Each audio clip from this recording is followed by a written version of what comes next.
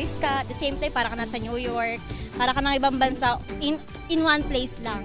Stress reliever kasi ang fresh ng air, then at the same time, nakakatulong to para mag-relax sa lugar na to po. And yun nga, marami ding mga picture pwede pong pang posting and IG, Instagram post.